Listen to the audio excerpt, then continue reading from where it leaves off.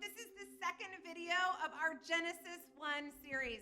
I hope you guys are loving this as much as I am. I have loved studying this content. Today, we get to talk about one of my favorite topics in all of Christianity, God's Word.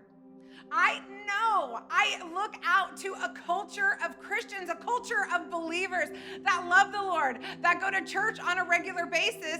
But when I pose the question, hey, are you reading the Word? They look at me with a question mark on their face. What? No, I go to church. No, that's not what I ask. Are you reading the Word? God is about His Word. And we see displayed in Genesis 1 so many times that His Word literally changed the earth and created it. And that's what we're going to focus on today. In Genesis 1:3, God said, "Let there be light," and there was light. And then what God did with His Word was He named the day and the night. In Genesis 1:6, God said, "Let there be an expanse."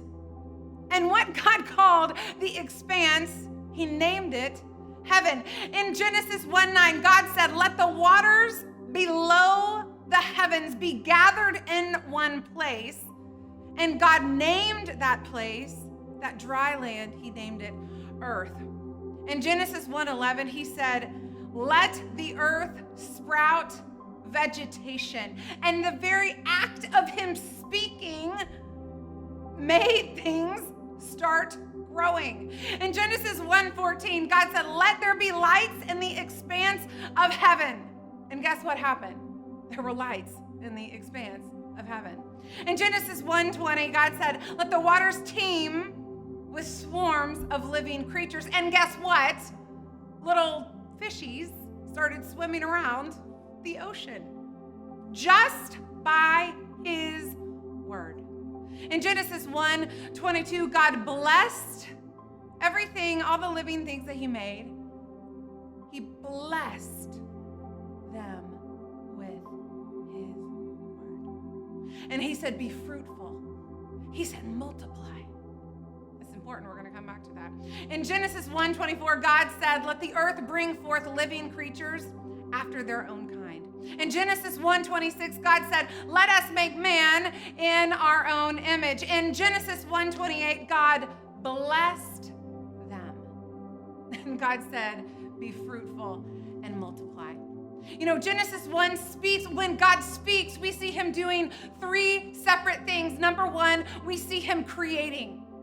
His very word, the very breath that comes out of His mouth attached to His vocal cords, brings forth miraculous creation. The second thing we see Him doing is we see Him naming things with His word.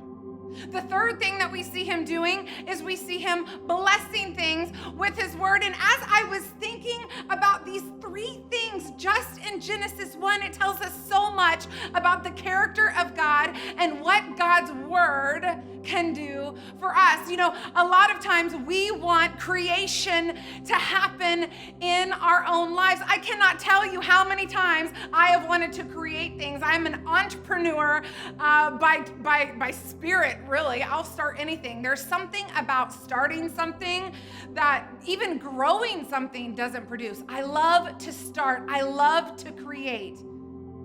And so every time I'm thinking, "Lord, do you want me to create something else? Do you want me to create a new avenue for your work, for your ministry?" Where do I go? I go right to His word that He has given me to direct me, to purify me, to encourage me, to confirm things to me. The second thing that we see God doing through His word is we see Him naming things. And I cannot tell you how many people I run into on a daily basis that just want community with someone. They just want someone to know their name. They just want to be attached to a group. They just want to be important. Why do you think social media is so big? Because it gives everybody a platform. It gives everybody a name. And simply by liking a post, we are validated. What we don't understand is right through God's word, He names us. He calls us sons. He calls us daughters. He calls us priceless. He calls us heirs to his inheritance that he lets us in on. He names us over and over again, and he speaks of how he literally thinks of us constantly in his word. We're looking for a name in the world when what we really need to be doing is looking for our name in God's word. The third thing we see, which is, I mean, everybody, who doesn't want to be blessed? Everyone wants blessing. And we're looking everywhere for it. If I can just get that promotion, if I can just get that, step up in my daughter's preschool. I've got 4 kids, so I need to throw my kids in every once in a while. If I can just lose the 10 pounds, Lord bless me to lose that little extra weight. If I could just meet that person, maybe they can bless me with a greater opportunity than where I'm standing now. And what you don't realize is that's not really what you want. It sounds good, it's great, and maybe that's what your flesh wants, but blessing comes from intimacy with God that is found in his word.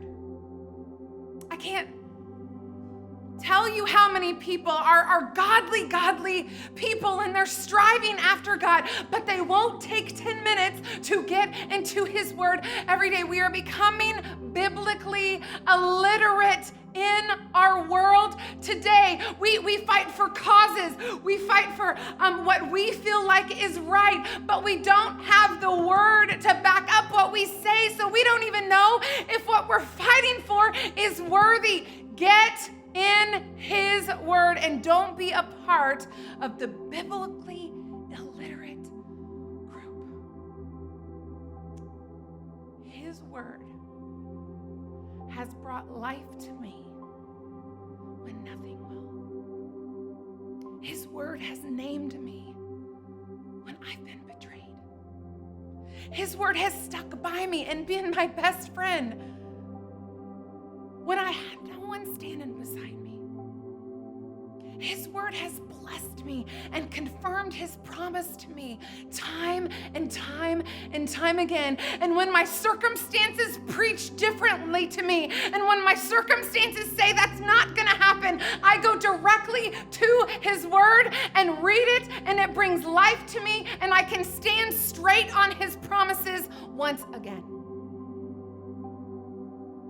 We see in Genesis 1, we started with his word. In Genesis, all throughout it, we see what his word produced. In Revelation, he ends triumphantly with his word. And I am begging you not to respect the word of people.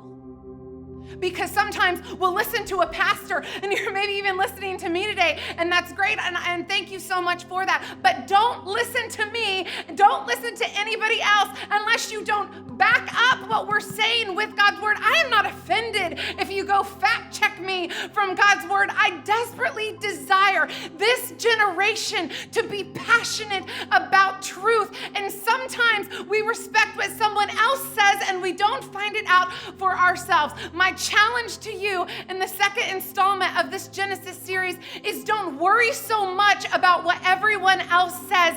Get into God's word and see what it says. It's amazing when God has illuminated a passage to me in my personal life, and I go to church and hear my pastor confirming the word that he has already given me first. It's amazing when I get into my word and God is speaking to me, and I pick up a podcast from a human and it confirms what God has already said to me. Don't respect humans' words more than God's word.